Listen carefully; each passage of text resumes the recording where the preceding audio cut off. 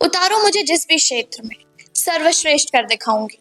औरों से अलग हूँ दिखने में, कुछ अलग ही करके दिखाऊंगी। चाह नहीं है एक नए नाम की, इसी को महान बनाऊंगी। नारी हूं मैं इस युग की, नारी की एक अलग पहचान बनाऊंगी। Hello and welcome back to another exciting episode of BBD beyond books, किताबों के परे बातों से भरे। और मैं हूं आपकी host Ishika Singh Chauhan, and our this season is specially dedicated to women empowerment and to all the powerful women in the field of academia. And our today's guest is Dr. Professor Amita Singh Bhalma. She is the Professor, Department of Physics at BBD NIT. Hello, ma'am. Hello शिका। Welcome to the show. Ma'am, जब से मुझे पता चला कि आप मेरी guest हैं, टू बी ऑनेस्ट मेरे दिमाग में सिर्फ एक क्वेश्चन था कि मैम फिजिक्स कैसे, फिजिक्स वो सब्जेक्ट था जिससे मैं सबसे ज़्यादा दूर भागती थी, तो कैसे आपको फिजिक्स इतना पसंद आ गया? जस्ट मैं जब क्लास 9th में पीसीएम फिजिक्स केमिस्ट्री मैथ्स मैंने लिया। इनिशियली मैं मैथमेटिक्स बहुत प्रेफर करती थी, पर क्लास 11th में मेरे साथ एक दुर्घटना घटी कि मैं हाफ ईयरली एग्जाम में फिजिक्स में ही फेल हो गई। और मुझे हाईएस्ट मार्क्स थे क्लास में, बट मैं फेल थी। और वो शायद एक जो मुझे धक्का लगा, तो मेरे पिताजी ने मुझे बहुत समझाया, मैं बहुत रोई भी आकर के इस चीज के लिए कि मेरे नंबर इतने कम हो गए कि मैं फेल हो गई, क्योंकि मैं कभी भी फेल नहीं हुई थी। तो बस पिताजी ने बहुत समझाया, पापा ने, कि नहीं तुमको अच्छा करना है और ऐसा कोई सब्जेक्ट नहीं है जो तुम अच्छा नहीं कर सकती। बहुत मोटिवेट भी किया मुझे और मैंने उस सब्जेक्ट को फिर बहुत मेहनत की और क्लास 11 में मेरे बहुत अच्छे नंबर आए। मेरा हायर सेकेंडरी बोर्ड था, जो कि मैं मध्य प्रदेश से पढ़ी। और फिर मैंने बीएससी किया। इनिशियली मैं इंजीनियर बनना चाहती थी, लेकिन फिर मेरा सिलेक्शन नहीं हुआ। मैं पॉलिटेक्निक के लिए मेरा सिलेक्शन हुआ था, तो मैंने उसको ड्रॉप किया। पापा ने कहा बीएससी करो और एमएससी करना। और फिर जब बीएससी किया तो तब तक में मेरी रुचि बहुत ज्यादा फिजिक्स में हो गई, मेरा इंटरेस्ट बहुत डेवलप हुआ था उसमें और मैंने फिजिक्स लिया। उसके कंसेप्ट्स बहुत क्लियर हुए जब, तो फिजिक्स में मुझे बहुत लगा कि हाँ मैं इसमें आगे बढ़ सकती हूँ, अच्छा कर सकती हूँ। 11th का वो हाफ ईयरली एग्जाम आपके लाइफ का शायद टर्निंग पॉइंट था towards physics. And ma'am, like as we know, 33 years का टीचिंग एक्सपीरियंस, जर्नी आसान नहीं रही होगी, तो थोड़ा सा आप अपनी जर्नी के बारे में अगर।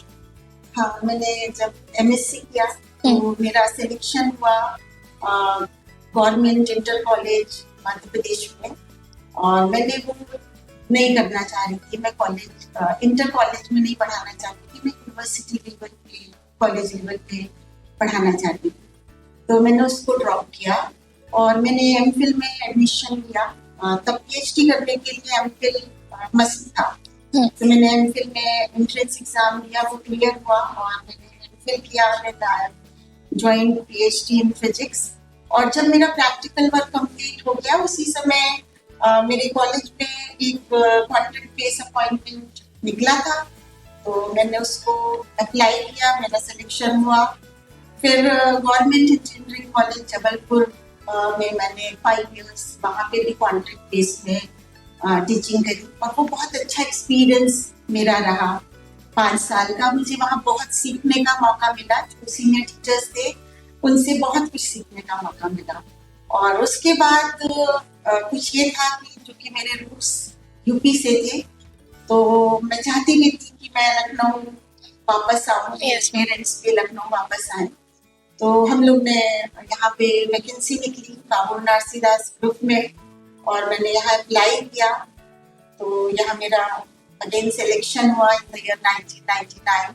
तो I join this campus in the year 1999, और तब से मुझे बीबीडी में बहुत अच्छा लगा और ये कैंपस ने मुझे बहुत कुछ दिया भी है। तो बस ये जर्नी मेरी कंटिन्यू रही और till the date I continued in this campus. So ma'am, as you said कि आपको इंजीनियर बनना था, तो at what point you realized कि अब आपका सिलेक्शन नहीं हुआ, तो then आपने क्या तभी डिसाइड कर लिया कि अब मैं प्रोफेसर टीचिंग लाइन में जाऊंगी? Yes, I thought कि now I will do my PhD और I will join a the academic. अगर आप नहीं ज्वाइन करती तो हमें आपकी जैसी प्रोफेसर, इतनी अच्छी प्रोफेसर शायद हमें नहीं मिल पाती। तो आई गेस अगर आपका सिलेक्शन नहीं हुआ तो वो इतने सारे ब्राइट स्टूडेंट्स के लिए एक अच्छा था कि अगर आज आप प्रोफेसर नहीं बनती तो शायद हम जैसे स्टूडेंट्स को आप नहीं मिल पाती। एंड इसके लिए भी कहूँगी कि ईश्वर की इच्छा थी यस मैम, कि मैं इस राह पे चलूं, और मुझे भी बहुत अच्छे स्टूडेंट्स मिले जो आज भी मेरे साथ जुड़े हुए हैं। तो ये मेरा भी सौभाग्य है कि मुझे एक अच्छी लाइफ इन द एकेडमिक्स, जो मैं समझती हूँ कि मेरे पेरेंट्स भी ये बात कहते थे कि आप जो टीचिंग लाइफ है वो एक लेडी के लिए बहुत अच्छी होती है, किसी भी गर्ल्स के लिए सबसे अच्छा प्रोफेशन है, बहुत काम क्वाइट। तो मुझे भी एंड मैम कहते हैं कि एक बच्चे की सबसे पहली गुरु उसकी माँ होती है। And I feel like female से बेटर टीचर्स वैसे भी नहीं हो सकती हैं। एंड इट्स इवन प्रूवन कि 100 में से 53% पॉपुलेशन जो टीचर्स की है वो फीमेल्स उसमें है। तो आपको क्या लगता है, लाइक आपके इस पे क्या व्यूज़ हैं? निश्चित ही, क्योंकि फीमेल्स जो है वो थोड़ा सा मदरली टच आता है उनमें, और वो बच्चों को स्ट्रिक्ट वे में भी, केयरिंग वे में भी उनको कोशिश करते हैं कि वो आगे जाए उनकी गलतियों के लिए। ज्यादातर ऐसा मैं मानती हूँ कि हाँ, वो फीमेल्स प्यार से थोड़ा सा डांट के वो बेस्ट हैं फॉर द स्टूडेंट्स, बच्चों की कमियों को देखते हुए भी उनको आगे की ओर अग्रसर कर पाए और उनकी अच्छाइयों को भी उभार पाए। yes, तो ये दोनों चीजें एक फीमेल ही कर सकती है बेटर females तरीके में से। ज्यादा है। Yes ma'am. मैम आपने लाइक आप आज रोज इतने सारे कॉलेज स्टूडेंट्स को पढ़ा रही हैं, एंड तो आपको क्या डिफरेंस दिखता है जब आप एक कॉलेज स्टूडेंट थी और आज के कॉलेज स्टूडेंट की लाइफ में? बहुत बड़ा डिफरेंस है। जब हम लोग पढ़ने आए थे तो आई थिंक कोई भी टेक्स्ट बुक नाम की चीजें नहीं थी, और हमें रेफरेंस बुक्स के लिए बहुत दौड़ना पड़ता था, लाइब्रेरी से लेना होता था, और एक एक टॉपिक, सिलेबस का एक एक टॉपिक सिलेक्ट करना पड़ता था कि ये किस बुक में मिलेगा, कहाँ से मुझे लेना है। तो बहुत सारी किताबों को हमें रेफर करना पड़ता था, और फिर हम लोग उस वो नोट करते थे सिलेबस में कि ये बुक सो SKG, तो ये बुक दिस मतलब दयाल, इस तरह से मेंशन करके, और फिर मतलब काफी मेहनत करनी पड़ती थी। और टीचर्स भी हमारे, खैर ये था कि हमारे टीचर्स हमें बहुत अच्छे मिले थे, तो they are the role models for us. तो वो एक चीज थी। लेकिन अभी के जो स्टूडेंट्स हैं, और मैं अगर अपने प्रीवियस मेरे ख्याल से 90s के और या मतलब 2000 एरा वाला, जो 2000 to 2010 का जो एरा था, अगर उसमें जो स्टूडेंट्स मुझे मिले उनकी बात करूं तो वो स्टूडेंट्स भी उसी पैटर्न पे थे। पर आज सोशल मीडिया, गूगल, इंटरनेट, तो इससे बहुत कुछ बच्चों के लिए अवेलेबल है, बहुत सारी चीजें अवेलेबल है, टेक्स्ट बुक्स भी अवेलेबल है। अब आप कोई भी चीज के लिए आपको जरूरत नहीं है कि आपको कई किताबें देखने की जरूरत है, सब कुछ इजीली अवेलेबल है। तो ये तो एक बहुत ही बड़ा डिफरेंस है हमारे समय में और आज के समय में। तो मैम आपको क्या लगता है ये चेंजेस पॉजिटिव हैं कि नेगेटिव हैं? मेरे ख्याल से पॉजिटिव भी है कुछ एस्पेक्ट में नेगेटिव भी है, क्योंकि हम जब टेक्स्ट बुक की बात करते हैं तो बहुत कंसाइज जाते हैं, और जब हम रेफरेंस बुक्स की बात करते हैं तो हम जब रेफरेंस बुक्स देखते हैं उसमें कई बार आप बहुत सारे टॉपिक्स को उठा लेते हैं कि हाँ नहीं ये भी हमें जानने की जरूरत है। तो उस तरह से मुझे लगता है कि वो एक नेगेटिव एस्पेक्ट होता है जब हम कंसाइज वे में चले जाते हैं। Yes ma'am. पर हाँ, एक्सप्लोर करने के लिए बहुत कुछ अवेलेबल है on the internet, social media, तो वो बहुत पॉजिटिव एस्पेक्ट है, आपके पास बहुत कुछ अवेलेबल। Yes ma'am. आज की जनरेशन में एंड मैम मुझे लगता है ना कि फीमेल्स बहुत ही मल्टीटास्किंग होती हैं, क्योंकि बहुत ही अर्ली एज से मैंने, मतलब मैं खुद भी एंड मैंने और लोगों को भी देखा है कि लड़कियां बहुत ही अर्ली एज से थोड़ा सा मम्मा की हेल्प कर दी घर में, अपनी जॉब, अपनी स्टडीज़, सब कुछ को बैलेंस करके चलती हैं। तो आप लाइक आपकी जर्नी कैसी थी स्टार्टिंग से थोड़ा सा। स्टार्टिंग में from my childhood to my college days, मेरी मदर मुझसे कोई भी काम नहीं लेती थी। उनका सोचना था कि लड़कियों को हमेशा ही बहुत आगे चल करके बहुत सारी जिम्मेदारी उठानी पड़ती है, तो मैंने कोई काम नहीं किया था। लेकिन हाँ, उसके बाद से कुछ ऐसा हुआ कि मदर को कुछ प्रॉब्लम्स आई और फिर मल्टीटास्किंग जो आप कह रहे हो, तो बहुत सारी जिम्मेदारियों के साथ में आपको बनना पड़ा। काम करना पड़ा और बहुत अच्छे से कोशिश करी कि मैं अपने एंड से सब चीजें कर पाऊँ, तो अच्छे से ही किया। उसमें बहुत सहयोग मिला मेरे पिताजी का, मेरे पापा ने बहुत सहयोग किया और माँ ने भी किया, क्योंकि माँ तो मतलब मेरी माँ और पापा मेरे रोल मॉडल है। जी जी, हर स्टूडेंट के लिए, हर इंसान के लिए सबसे पहले रोल मॉडल उसके मम्मी पापा ही होने चाहिए, क्योंकि वो लोग हमारे लिए जितना करते हैं और कोई नहीं कर सकता हमारे लिए। And ma'am, I feel like कि आप बहुत ही ब्राइट स्टूडेंट रही हैं स्टार्टिंग से, जैसा कि आपने बताया कि आपके सब में अच्छे मार्क्स आते थे, बट कोई ऐसा सब्जेक्ट जिसमें आपके कम मार्क्स आते थे और जिसके लिए आपको डांट पड़ती थी घर पे? डांट तो कभी नहीं पड़ी किसी सब्जेक्ट के लिए, लेकिन हाँ, मुझे एक सब्जेक्ट था जो मुझे बिल्कुल अच्छा नहीं लगता था, वो बायो था। ओके। बॉटनी जूलॉजी, और शायद उसमें भी जूलॉजी, क्योंकि मुझे वो वहाँ पर भी जो डिसेक्शन वगैरह होता था, Yes, ma'am. का या और भी बहुत सारी चीजों का यूनियन पाइला कुछ इस तरह Okay. की स्पीसीज जिनका डिसेक्शन करते थे मेरे साथ के जो स्टूडेंट्स थे, तो वो मुझे शुरू से वो चीज जो भी खून खराब Okay. इस सब चीजें मुझे अच्छी नहीं लगती। Yes ma'am.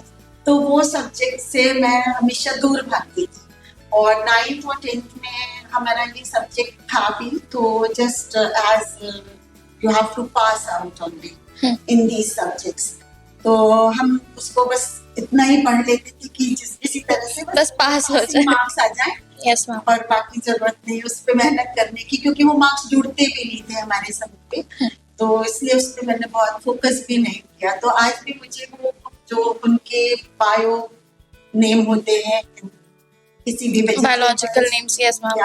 वो मुझे नहीं आता, बिल्कुल भी नहीं आता। ओके ये चीज़ है। मैम, मुझे लगता है ना कि आप अपने पेरेंट्स से, लाइक स्पेशली अपनी मम्मी से, या फिर हम लोग जब भी घर पे ऐसे बैठते हैं, तो आप कुछ किसी भी बारे में आप उनसे बात कर सकते हैं, एंड उनके उसके ऊपर पॉइंट ऑफ व्यूज़ होते हैं, और काफ़ी मतलब वो हमें हेल्प भी करते हैं कि उन चीज़ों को अच्छे से समझने में।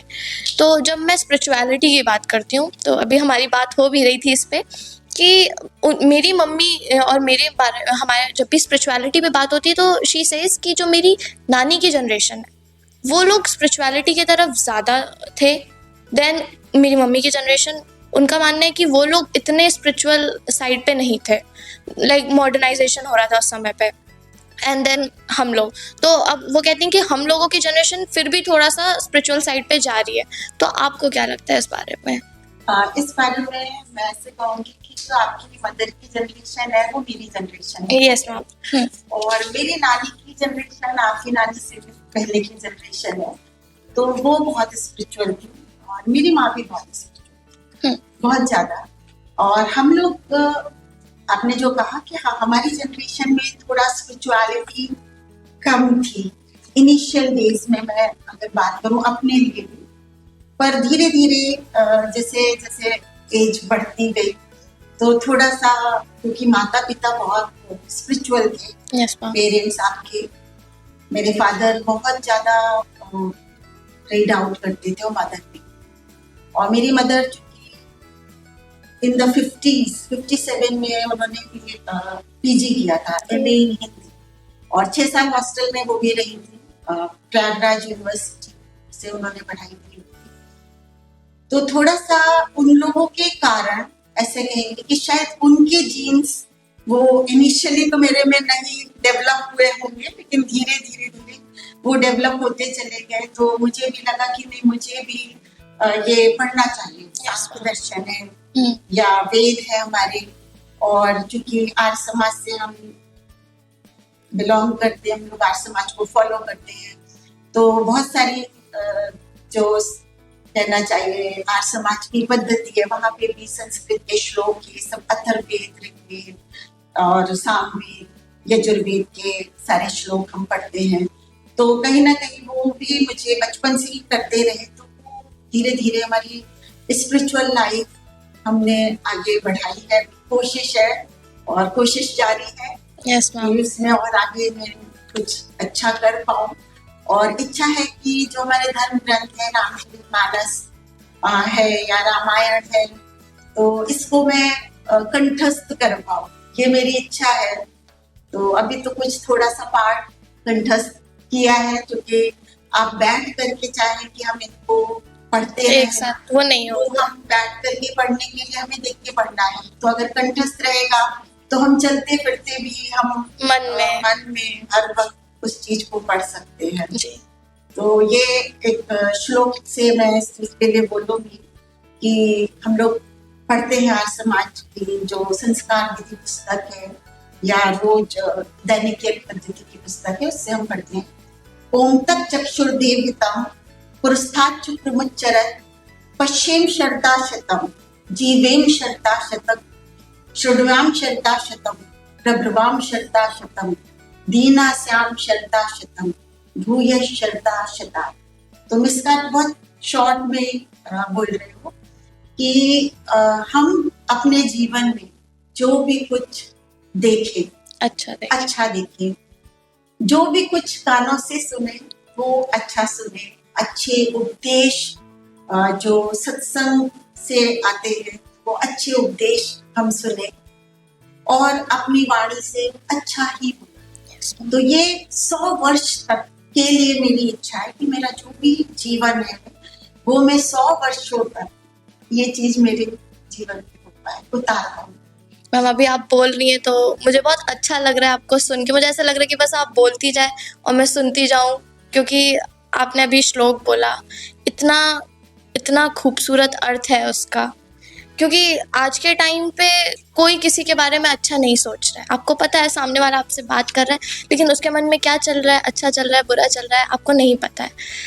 तो ये चीज़ें सिर्फ हमारे जो ग्रंथ रहे हैं और जो हमारी हिस्ट्री रही है उसी में ये अच्छी बातें लिखी हैं, और मुझे लगता है कि हमारी जनरेशन को एंड इवन आने वाली जनरेशन को ये सब चीज़ें पढ़नी चाहिए ताकि वो अपने जीवन में कुछ अच्छा कर सकें। सो मैम लाइक अब इससे थोड़ा सा हटके अगर मैं आपसे बात करूं तो आप डेली आप इतना रोज़मर्रा के ज़िंदगी में क्या आपको लगता है कि आप डिफरेंस फील करती हैं बीइंग अ वुमेन, कि आपको थोड़ा सा डिफरेंस फील होता है कि मेरे साथ अच्छे से बिहेव नहीं हो रहा? क्योंकि आज के टाइम पे बहुत सारे केसेस ऐसे हो रहे हैं। हाँ, मैंने बेटा अगर मैं अपनी लाइफ की बात करूं तो मैंने ऐसा डिस्क्रिमिनेशन अपने परिवार में भी नहीं महसूस किया, और शायद मुझे अपने जो भी मेरी 33 इयर्स 34 इयर्स की जो मेरी जर्नी है वर्किंग वाली, इसमें भी मुझे तो ऐसा कभी फील नहीं हुआ कि मुझे कहीं से ऐसी वाइब्स आई। हाँ, लेकिन समाज में जरूर कुछ व्याप्त है, पर फिर भी मुझे लगता है कि अगर आप सही करते हैं और आपका जो एटीट्यूड आना चाहिए इन द पब्लिक, कहीं भी आप जब चल रहे हैं, अगर आप अपने आप को सही ढंग से पेश करते हैं तो शायद आपको कभी भी इस तरह की परेशानी नहीं फेस करनी पड़ेगी। तो मुझे अपने लिए तो मैं ऐसे ही कहूंगी कि मैंने फ्रॉम मतलब पूरा अपनी लाइफ में आज तक कभी भी कहीं भी ना परिवार में और ना ही अपने कार्य क्षेत्र में इस तरह का कुछ भी महसूस किया कि कहीं से मुझे लग रहा है कि नहीं ये ठीक नहीं है। yes, पर थोड़ा बहुत हाँ, जो यंगस्टर्स है अभी और उन लोग हो सकता है कि बच्चे कहीं पे फील करते हैं, तो उसके लिए मुझे यही लगता है कि जो भी हमारे यंगस्टर्स यूथ हैं, बॉयज स्टूडेंट्स, उनको अपने जीवन में अपने व्यवहार में इस तरह की चीज लानी चाहिए जिससे कि जो भी उनके आसपास लोग हैं, महिलाएं हैं, मतलब मे भी वो उनकी फ्रेंड्स हो या उनकी बहन हो या कोई उनके मतलब बहन की फ्रेंड्स हो, माता पिता जो भी मतलब जो भी लेडीज उनके आसपास सराउंडिंग में है, उनके प्रेजेंस से वो एक सुरक्षा का जो एक सेफ्टी फील करे कि हाँ नाउ आई एम प्रोटेक्टेड, मुझे किसी भी तरह से कोई भी दिक्कत नहीं होगी। तो जैसे मैं अगर अपने बचपन से एक चीज बोलना चाहती हूँ कि मेरे भाइयों का कहना था, मेरे 4 भाई तो हैं भी, अभी 2 भाई हैं, 2 ही हैं। तो वो चारों भाइयों का ऐसा कहना था कि तुम कहीं भी जाओगी तो तुम्हारे भाई 4 दिशा में खड़े होंगे, और जिस दिशा में आवाज होगी तो तुम्हारा एक भाई तुम्हारी सुरक्षा के लिए खड़ा रहेगा। तो मैं भी यही बोलना चाहती हूँ अपने जो यंग जनरेशन, यंगस्टर बॉयज हैं, कि आप भी इस तरह का फील कीजिए अपनी जो भी आपके फ्रेंड सर्कल में गर्ल्स हैं या आपके आसपास जो भी लेडीज सराउंडिंग है, उनको इस तरह का फील कीजिए कि वो ये सुरक्षा, वो सेफ फील कर सके। Yes ma'am. मैम, आपके हिसाब से विमेन एम्पावरमेंट क्या है? आपकी डेफिनेशन क्या है विमेन एम्पावरमेंट की? मेरे हिसाब से जो विमेन एम्पावरमेंट में मैं मानती हूँ तो सेल्फ डिपेंडेंट होना बहुत जरूरी है। यस, कॉन्फिडेंट होना चाहिए, जो भी हम काम कर रहे हैं उसमें हम कॉन्फिडेंट हैं।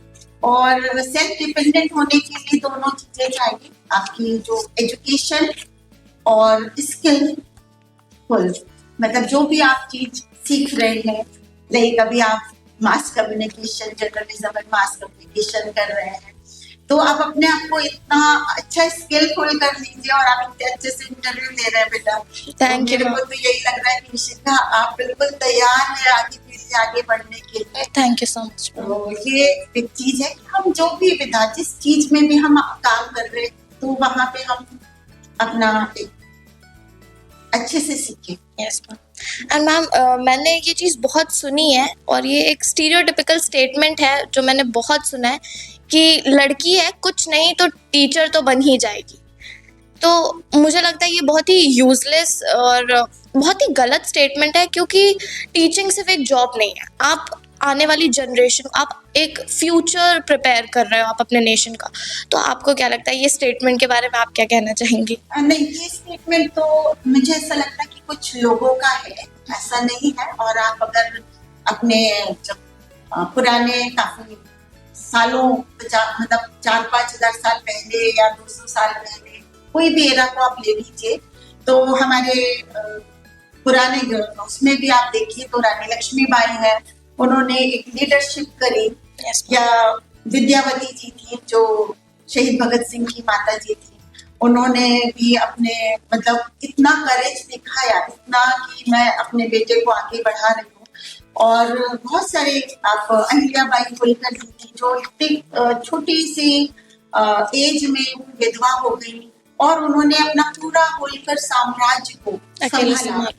तो ऐसा मैं नहीं कहूंगी, कल्पना चावला जी है, मैरी कॉम जी है, जो बहुत सारी चीज में आगे बढ़ रही है। बहुत सारी लेडीज है हमारी इस समय, तो हमारे देश की जो राष्ट्रपति है द्रौपदी मुर्मू जी, ऑनरेबल प्रेसिडेंट श्रीमती द्रौपदी मुर्मू जी, तो हमारी तो प्रेसिडेंट ही है वो। आप ऐसे सोच लीजिए कि हम लोग को तो हर क्षेत्र में आगे बढ़ना चाहिए। और आप लोग लकी हैं कि आपके लिए तो आर्मी, नेवी, एयरफोर्स, मतलब ऐसे क्षेत्र भी खुले हुए हैं जहाँ पे आप आगे जा सकते हैं। तो अभी तो बहुत सारे एक्सपोजर भी बहुत है आप लोगों को। हम लोग के समय इतना ज्यादा चीजें अवेलेबिलिटी नहीं थी। तो आप तो मुझे लगता है कि ये जो भी स्टेटमेंट आ रहे हैं बहुत कुछ लोगों के होंगे। मुझे आज अब चेंज आ चुका है, बहुत बड़ा चेंज आ चुका है। और हम मुझे ऐसा लगता है कि मतलब जो भी पेरेंट्स भी हैं वो भी चाहते हैं कि उनकी लड़कियां जो हैं अब आगे वो आगे बढ़े और बहुत आसमान को छूए। Yes ma'am, when I see you I feel like this is success. आपके हिसाब से सक्सेस क्या है? आपको क्या लगता है कि ये सक्सेस है? नहीं, सफलता तो मेरे हिसाब से ये नहीं है कि मैं आज कहाँ पहुंच गई हूँ। सफलता वो है कि जो मैं अपने परिवार के साथ मेरी जो बॉन्डिंग है, मेरे फ्रेंड्स के साथ जो मेरी बॉन्डिंग है, या मैं अपना जहाँ भी व्यवहार, मैं कहीं भी जाऊँ तो मैं अपने व्यवहार से लोगों में ऐसा कुछ, वो मेरे से कुछ ऐसा सोचे कि हाँ नहीं, मैम से मतलब या अमिता से कुछ सीख सकते हैं। तो मुझे ऐसा लगता है कि वो मेरी एक सफलता होगी। या मैं समाज में कुछ लोगों के लिए उनके कुछ काम आ पाऊं, वो मेरी सफलता होगी। मैं कुछ करना चाहती हूँ समाज के लिए, और कर भी रही हूँ, कोशिश करती हूँ कि छोटे छोटे उसमें कुछ कर पाऊँ। तो अगर मैं कुछ ऐसा कर पाऊँ तो वो मेरी सफलता है। पर व्हाट आई अचीव टुडे कि आई am a professor at BBD, तो ये मेरी सफलता तो मुझे नहीं महसूस होती है। सफलता वही है कि मैं किसी के चेहरे पे मुस्कान ला पाऊँ, तो सफलता ये है। बहुत ही अच्छी सोच है आपकी। एंड मैम, आपको क्या लगता है कि मतलब आपकी लाइफ का सबसे वो मोमेंट कब था कि मुझे ये अचीव करना था और मैंने ये अचीव कर लिया? मुझे ऐसा कुछ, मैंने कभी बहुत एम्बिशियस नहीं थी। तो जैसे मैंने बताया कि मैं इंजीनियरिंग करना चाहती थी, दैट आई डोंट अचीव, और फिर मैं फिजिक्स में पीएचडी की और यहाँ आ गई। मेरा एक सीधा सिद्धांत है कि जो भी कुछ मेरे जीवन में ईश्वर लाएंगे, मैं उस पथ पे अग्रसर होती जाऊंगी। तो इसलिए मैंने ऐसा कुछ सोचा नहीं था कि मैं ये पर्टिकुलर चीज अपने जीवन में चाहती हूँ। तो ऐसा तो मैं नहीं कहूँगी मेरा कुछ ऐसा था। लेकिन हाँ, मेरी सफलता अगर मैं बोलूँ तो मैं अपने माता पिता के साथ जो मैंने अपना जीवन बिताया, या भी अपने भाई बहनों के साथ जो मैं अपना जीवन बिताती हूँ, वो मेरी बहुत बड़ी सफलता है, क्योंकि सबके साथ मुझे बहुत अच्छा लगता है। एंड मुझे लगता है मैम, जिस इन्वायरमेंट में हम काम करते हैं मतलब वो सराउंडिंग का हम पे बहुत बड़ा इम्पैक्ट पड़ता है। फॉर एग्जांपल, हम ये शूट कर रहे हैं तो हमारी जो फैकल्टीज़ हैं वो इतनी कोऑपरेटिव हैं, एंड लाइक इवन ये शूट भी उनके सपोर्ट की वजह से ही पॉसिबल है। आप इतने साल से बीबीडी में आप यहाँ पे आप काम कर रही हैं, तो कैसा था इन्वायरमेंट, कैसा लाइक आपको सराउंडिंग कैसा मिला? सबसे पहले तो मैं मतलब अपने जो फाउंडर चेयरमैन सर थे, honourable doctor Akhilesh Das Gupta sir, मैं उनका खुद के प्रति अपनी कृतज्ञता व्यक्त करूंगी कि उन्होंने ये एक एम्पायर खड़ा किया, और जहाँ पे हम जैसे काफी लोगों को अपनी जीवन यापन की एक वो मिली, दिशा मिली। और आज भी मैं भी अब हमारे चेयरमैन सर तो अब नहीं है हमारे साथ में, लेकिन हमारी चेयरपर्सन मैम है अलका दास मैम, जो, और विराज सागर सर है वाइस प्रेसिडेंट सर, उन्होंने इसको आगे बढ़ा रहे हैं, और इसकी ग्रोथ भी बहुत अच्छी होती जा रही है कैंपस की। तो मैं पहले तो अपने मैनेजमेंट के लिए कृतज्ञता व्यक्त करती हूँ। और अपनी 25 साल की मेरी जर्नी हो चुकी है, 26वां साल मेरा चल रहा है इस कैंपस में। निश्चित तौर पे मुझे बहुत कुछ यहाँ से मिला, जिसकी वजह से मैं आज इस कैंपस में अभी भी हूँ। और मैं ये कहती हूँ कि मैं बीबीडी के बंधन में, इस बीबीडी ग्रुप के बंधन में बंधी हुई हूँ, तो मैं शायद यहाँ से कहीं जाना नहीं चाहती। तो ये तो है ही। और यहाँ सबसे अच्छी बात जो थी इस कैंपस की, जब हमने ज्वाइन किया 99 में, तो बहुत अच्छा सेफ एनवायरनमेंट हमें मिला, जो किसी भी फीमेल के लिए, हम लोग थोड़ी देर पहले इस पे चर्चा भी कर रहे थे। तो वो मुझे यहाँ लगा कि एक सेफ एनवायरनमेंट है, आप अपनी जर्नी को कंटिन्यू कर सकते हैं। तो ये एक सबसे बड़ा पॉजिटिव पॉइंट था। देन क्योंकि तब बडिंग स्टेट में थी कि हमारी बीबीडी ग्रुप, और धीरे धीरे, और चेयरमैन सर का विजन बहुत ही लार्ज था। उन्होंने जब हम लोग की पहले मीटिंग की थी, और सर ने कहा था कि हम इस कैंपस को इतना बड़ा बनाएंगे, इस तरह से चीजों को हम करेंगे कि यहाँ पर भी हम ड्राउन चलाएंगे, और हम इसको और भी आगे जगह पे इसको कंटिन्यू करेंगे, इसकी ग्रोथ को। तो जैसे हमारा एक कैंपस न्यू दिल्ली में भी इसका सेटअप हुआ, बीबीडी ग्रुप का, doctor Akhilesh Das Gupta institute of technology. तो ये चीजें थी कि चेयरमैन सर का विजन बहुत लार्ज था, बहुत ग्रेट विजन उन्होंने रखा था इस कैंपस के लिए। और फिर चीजें भी उन्होंने बच्चों के लिए हर सुविधाएं प्रोवाइड कराई, कि आप लोगों के लिए यहाँ पर पे इतना बड़ा ऑडिटोरियम बनाया गया, स्टेडियम जहाँ पे रणजी ट्रॉफी मैचेस होते हैं, अभी भी हो रहे हैं, आगे भी चलते ही रहेंगे। और आप देखिए स्पोर्ट्स कैंपस अगर हम देखें यहाँ पे, तो सारे चीजें आपके लिए अवेलेबल, बैडमिंटन ग्राउंड है आप लोगों के लिए, वॉलीबॉल है। वॉलीबॉल है ना, मतलब ये सारी चीजें आप लोगों के लिए अवेलेबल है।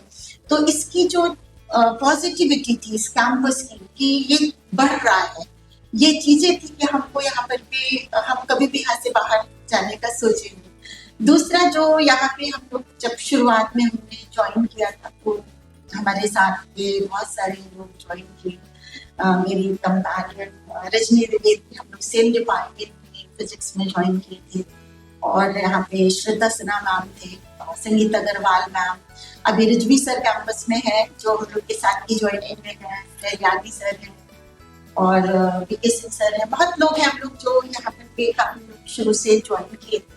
तो एक अच्छा एनवायरनमेंट मुझे मिला, तो ये तो सबसे अच्छी बात थी। और बच्चे भी नो डाउट, बीबीडी ग्रुप इतना बड़ा नाम था कि जो बच्चे आते थे काउंसलिंग से वो बच्चे भी बहुत अच्छे आते थे।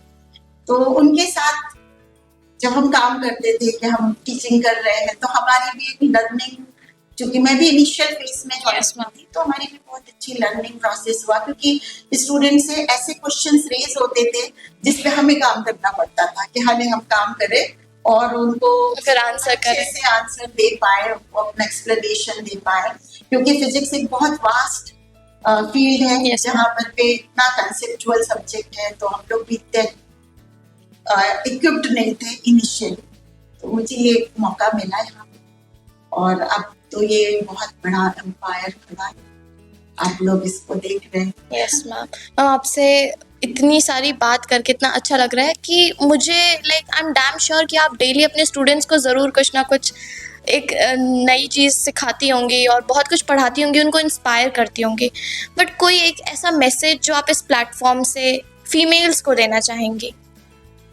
हाँ, मैं as such I am a very strict teacher as such और मैं बहुत मैं 3 चीज में बिलीव करती हूँ जो मेरा मंत्रा भी है। I believe in 3 Ds, discipline, determination and dedication. तो मैं जो भी मेरे नेक्स्ट फीमेल जनरेशन है, आप लोग की जो जनरेशन है, उसको कहना चाहती हूँ कि पहली चीज तो अपने लाइफ को डिसिप्लिन कीजिए। जो अपनी दिनचर्या है आप लोगों की, आजकल की यूथ की दिनचर्या बहुत अच्छी नहीं होती है, बहुत लेट उठते हैं, आपका पता नहीं है, लेकिन नॉर्मली ये चीज है। तो मैं चाहती हूँ कि सबसे पहली चीज अपनी लाइफ में डिसिप्लिन लाना बहुत जरूरी होता है, तो अपनी दिनचर्या हमें बहुत अच्छी रखनी चाहिए। और फिर डिटर्मिनेशन, जो काम आप करना चाहते हैं उसके लिए एक डिटर्मिनेशन होना चाहिए कि हाँ ये मुझे करना है, ये संकल्प ले लिया है कि हाँ ये करेंगे अब, और उसके प्रति अपना समर्पण, तो फोकस्ड वे में कि ये डेडिकेशन करना है। और दूसरी चीज बोलूंगी आपसे कि think positive, do positive and gate positive. तो अच्छा सोचेंगे, अच्छा करेंगे तो निश्चित है जीवन में अच्छा ही मिलना है। और बाकी दूसरे से चिंता नहीं करना है कि वो क्या कर रहा है, वो कुछ नेगेटिव भी कर रहा है तो आपके ऊपर कुछ भी हार्म नहीं होगा, क्योंकि ईश्वर हमारे ऊपर हमारे साथ होते हैं और हमारे ऊपर कृपा करते हैं, मेरा ऐसा मानना है। तो मेरा बहुत ज्यादा विश्वास है परमपिता परमेश्वर पर कि अगर मैं अच्छा करूंगी, अच्छा सोचूंगी तो अच्छा ही होगा, में अच्छा मिलेगा। तो आप लोगों को भी, जो मेरे यंगस्टर्स हैं, उनके लिए मेरा thank you so much ma'am. आपसे बात करके बहुत अच्छा लगा और ऐसे ही और एपिसोड्स देखने के लिए देखते रहिए बीबीडी बियॉन्ड बुक्स, किताबों के परे बातों से भरे। Like, share and subscribe.